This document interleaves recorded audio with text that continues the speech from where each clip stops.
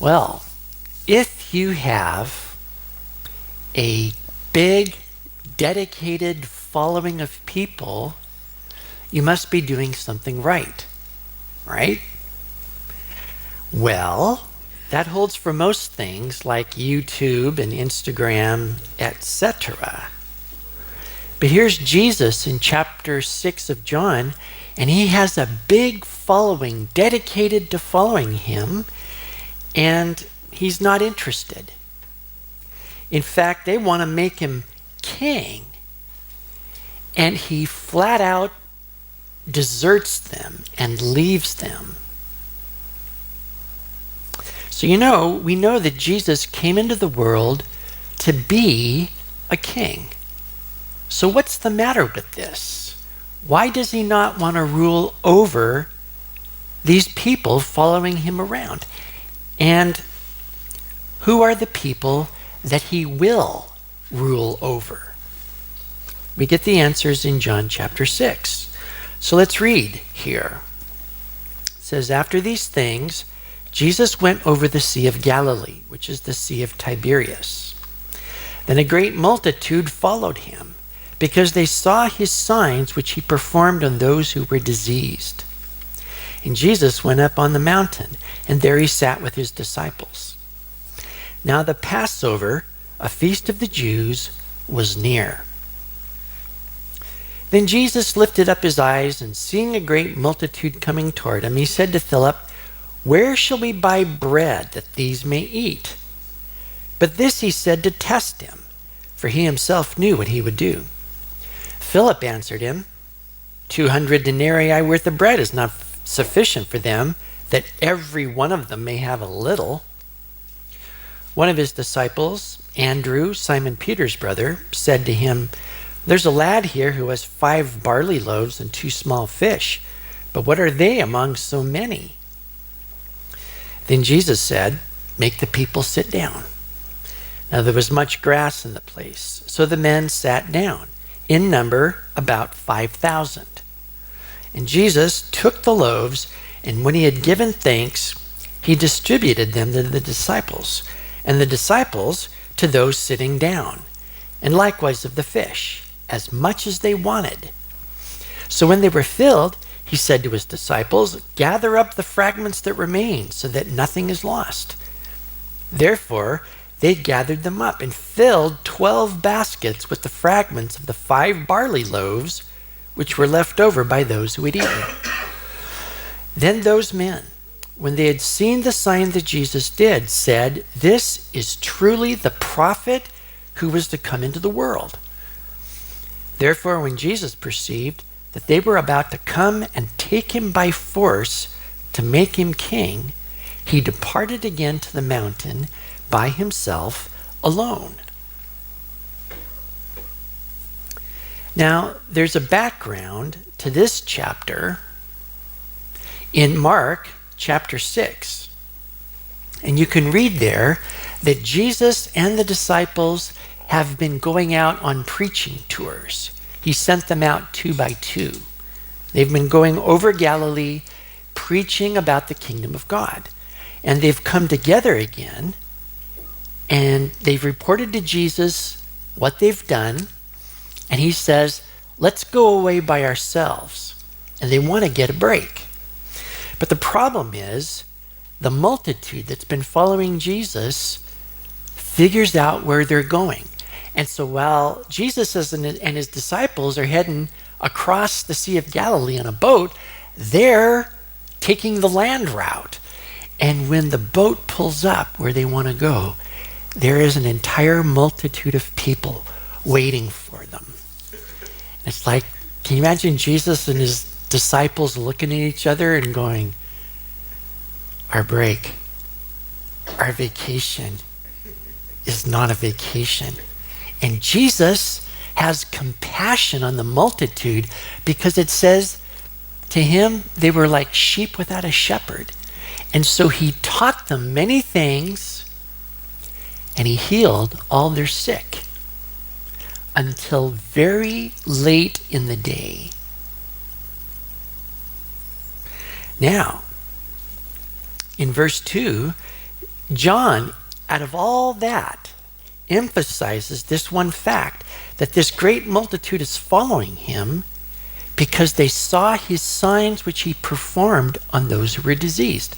In other words, they're following him because he heals people. And they either want to get healed or they want to see somebody get healed. Either way, they're into following him. Now, what that means is that they are not following Jesus because of Jesus. They're following Jesus because of themselves and what they can see and what they can get out of this. And you notice in verse 4, there's another detail here, is that Passover is near. It sets the time when this happens, the time of year, roughly March-ish, April-ish. But then it also shows us, some of the commentaries I was reading say this times this event to about a year before Jesus himself is crucified at the next Passover. So we figure roughly a year before Jesus is going to be arrested. It also brings in another perspective that we're going to get to later in this morning. And so we get to what's going on. That Jesus proposes to do something completely unexpected and completely impossible. Hey, let's feed these people. What do you say? So, he's still having compassion on the people. Now it's late in the day. And his disciples, we learn from Mark 6, are coming to him and saying, "Psst, get rid of the people. Send them off so they can buy something."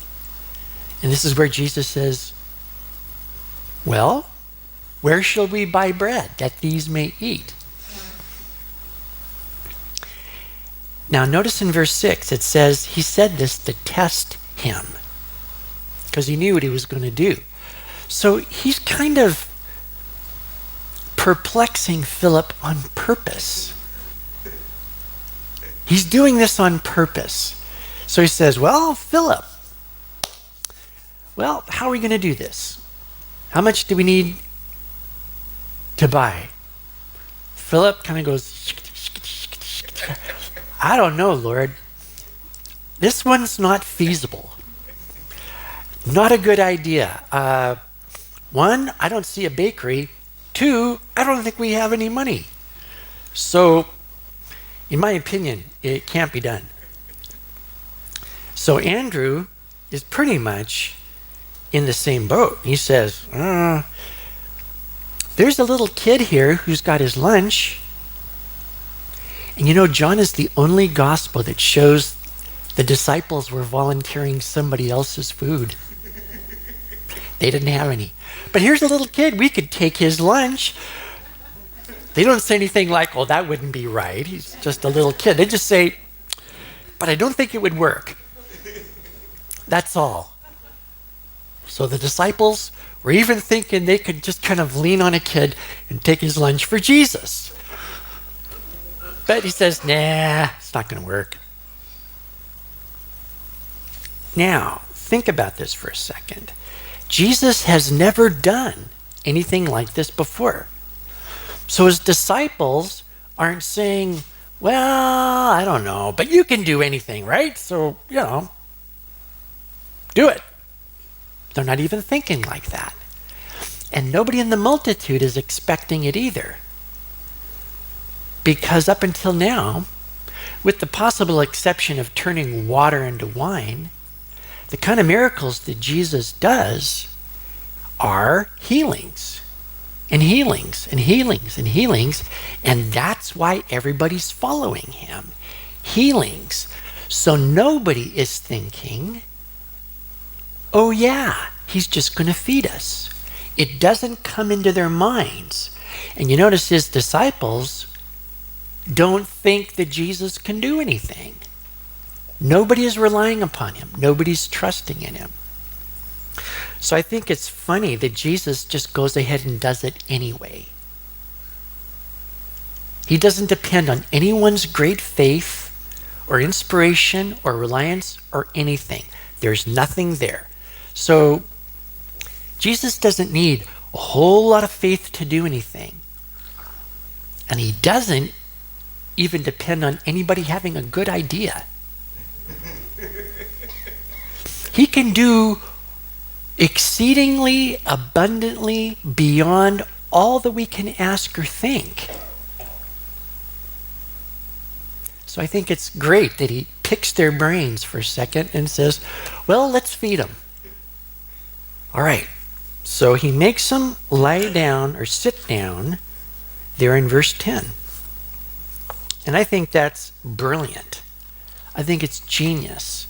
Because in this time,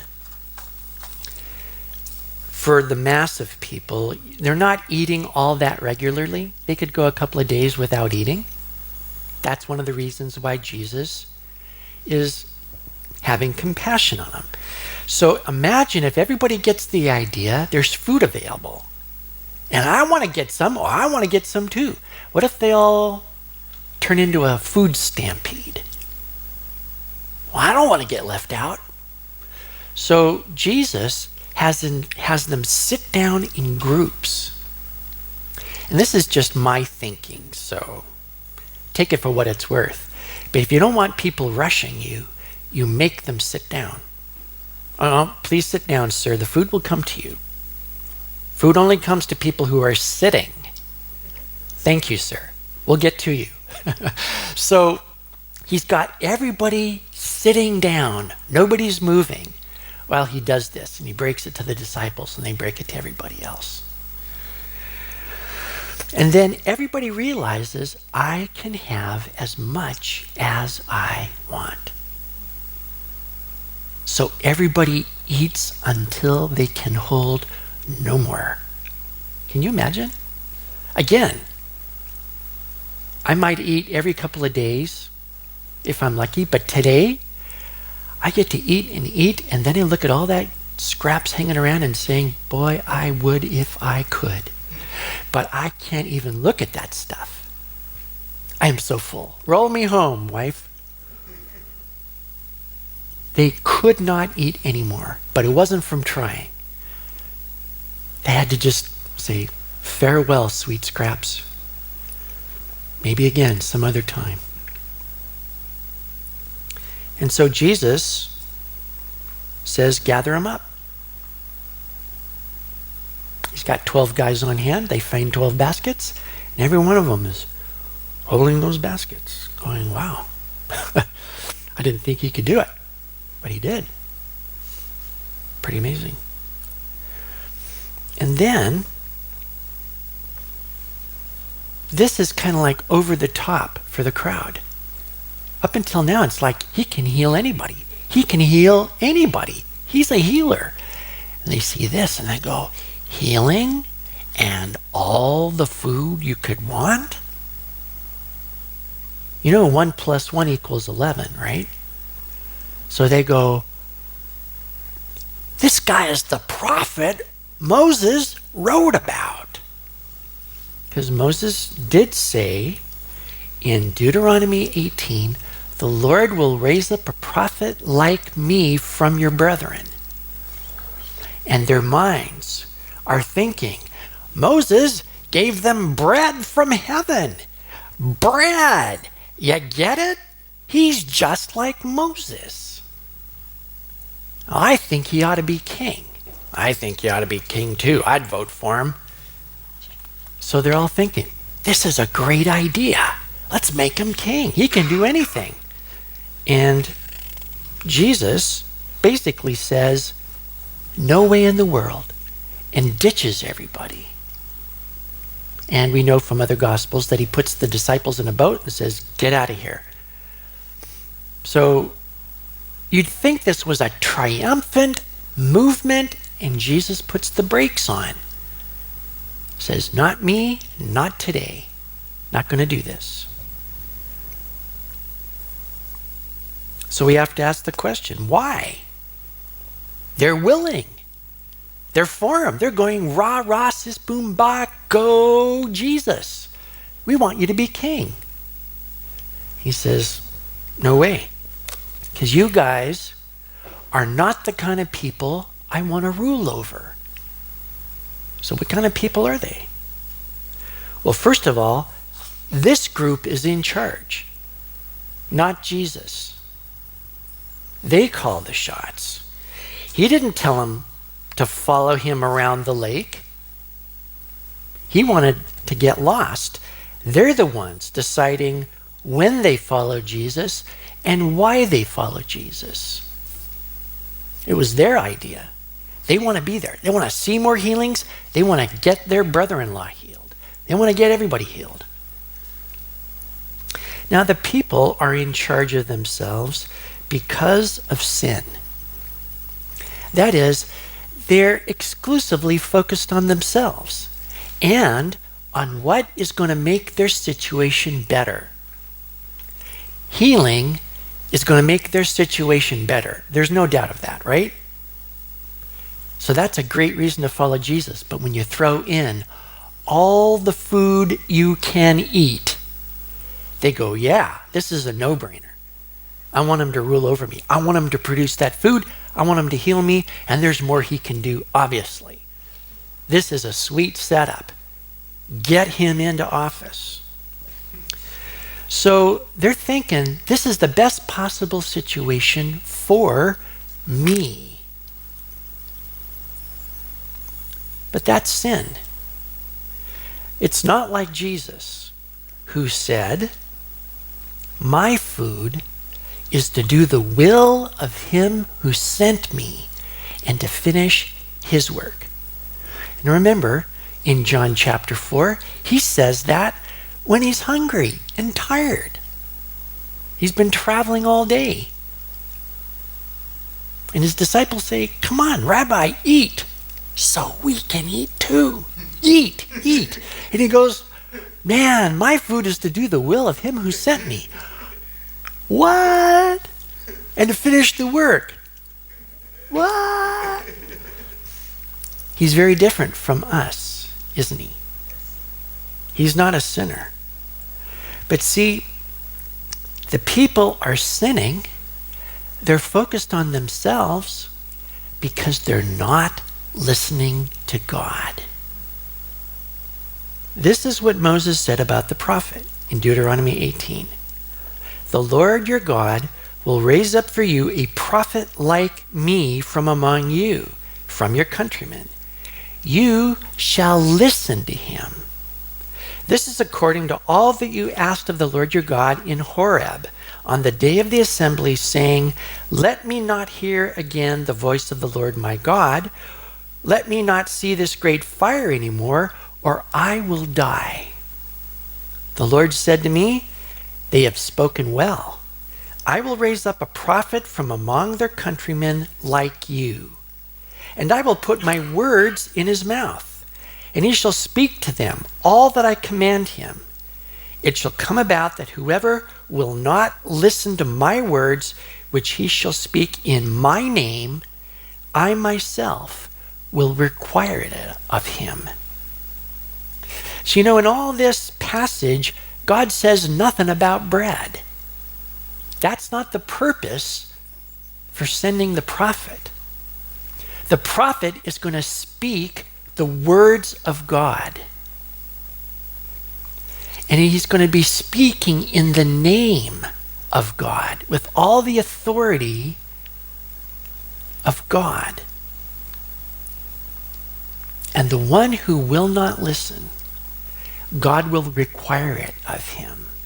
In Acts chapter 4, that is quoted, the one who will not listen will be cut off from among the people. In other words, this prophet is about the word of God, not about bread. Now imagine, Jesus has been speaking the words of God in the name of God all day long to this group of people. And they're only there because they want to see more healings.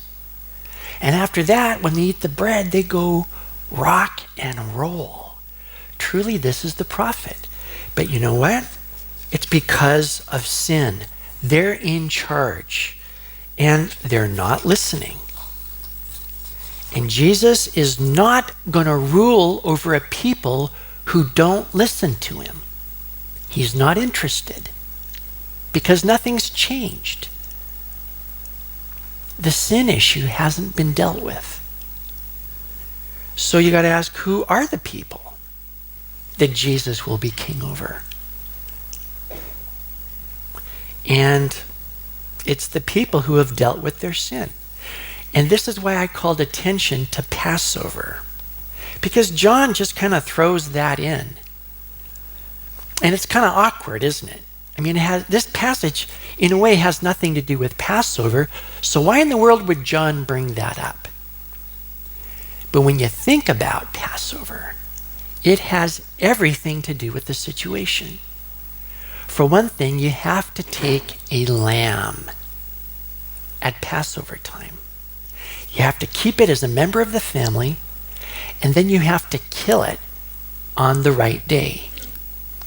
And what happens is you take that blood, and as the Passover was first celebrated, you take the blood and you paint it on the doorposts and the lintel of the house that you live in. And that blood shows that a life has been given, and it protects everybody in the house from the judgment that's about to come through Egypt, and it redeems everyone in the house to the point where they are redeemed as a nation from the land of slavery and sin. Okay, that's the first step. That lamb frees from sin, protects from judgment. It brings everyone out into freedom. But there's a second aspect of Passover, and that is the lamb is roasted, and everybody has to eat the lamb.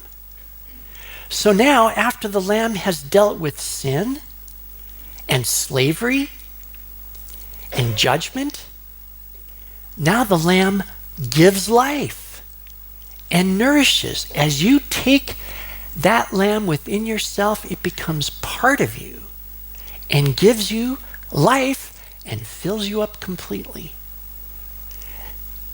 There is satisfaction and there is food and all that a person could want, but it happens after you deal with sin. So Jesus is that Passover. The very first witness to Jesus is in John chapter 1 when John the Baptist says, "Behold the Lamb of God who takes away the sin of the world."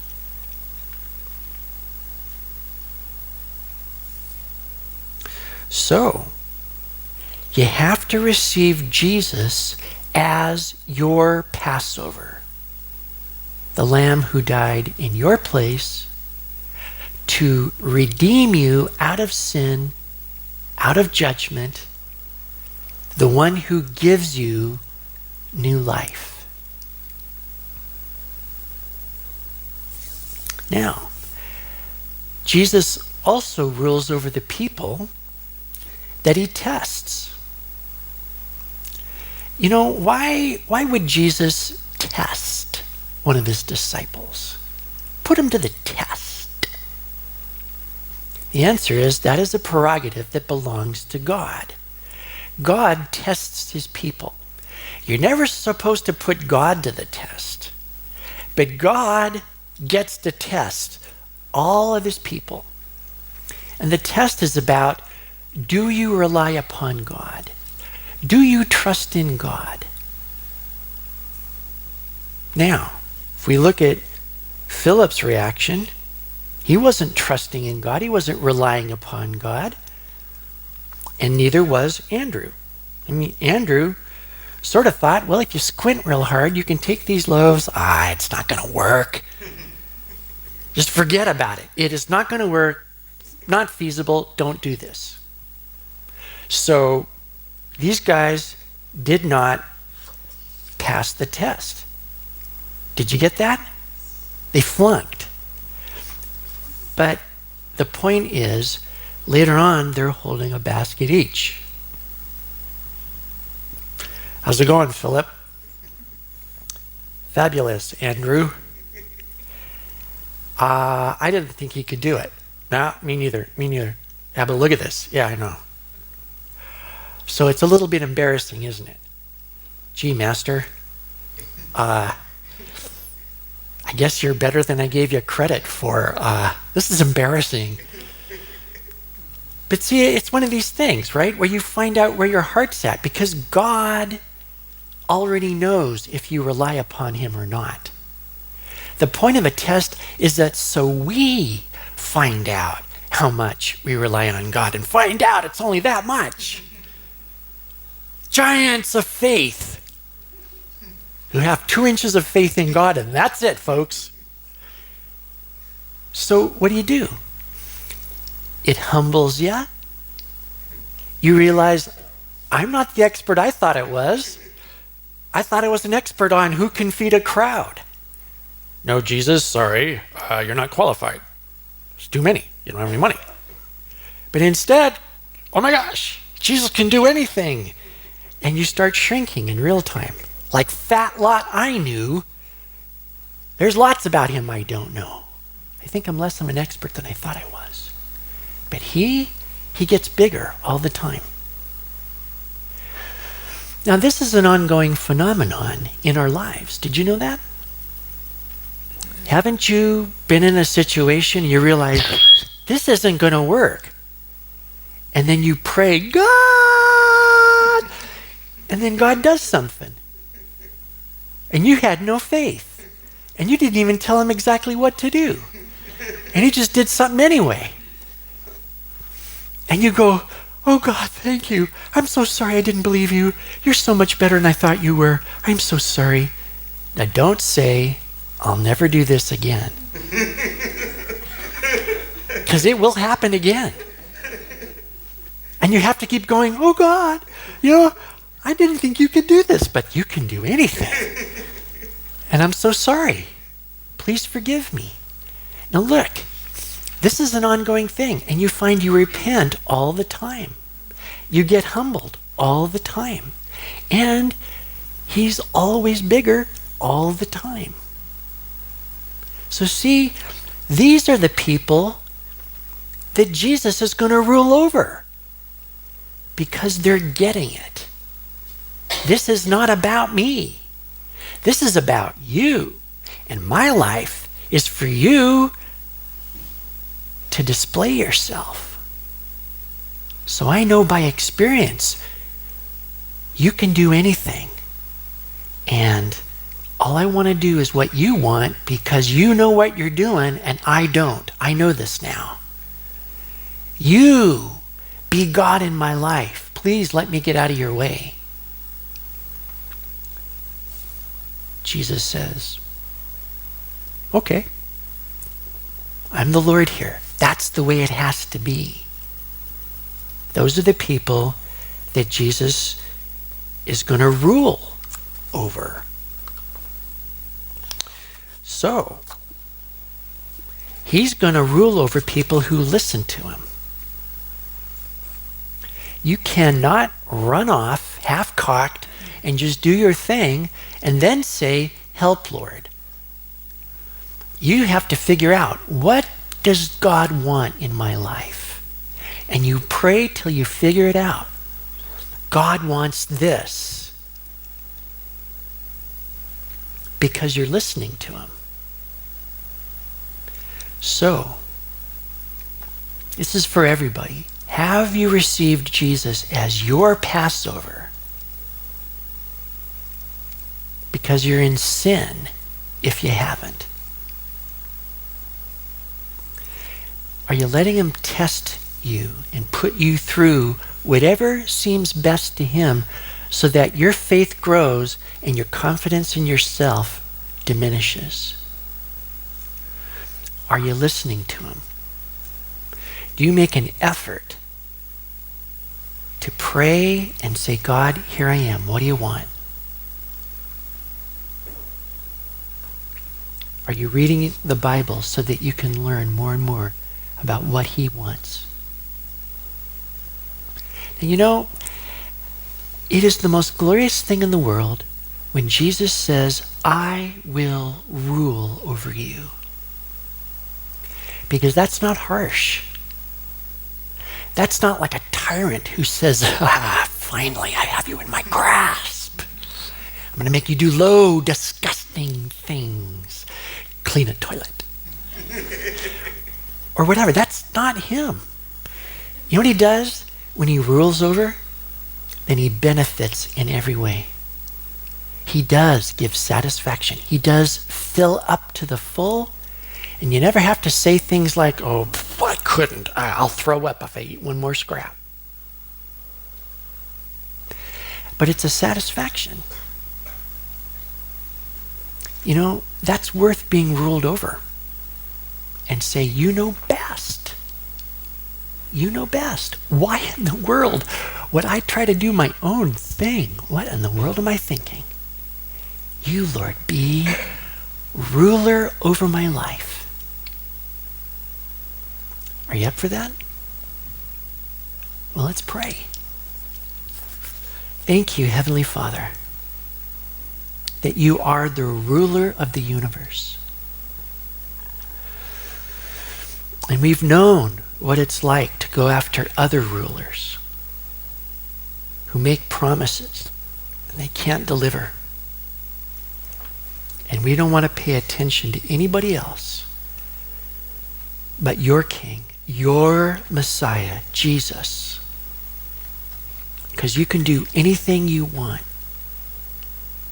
And your will is good and perfect and acceptable. So Lord, forgive us for those times when we think we know what we're doing, when we don't rely on you, when we don't trust and obey.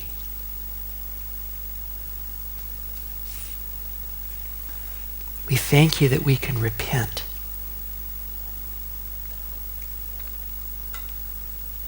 Turn back to you. Say, Lord, please forgive me. Please make me a man after your own heart. Make me a woman after your own heart, and let me trust and rely upon you.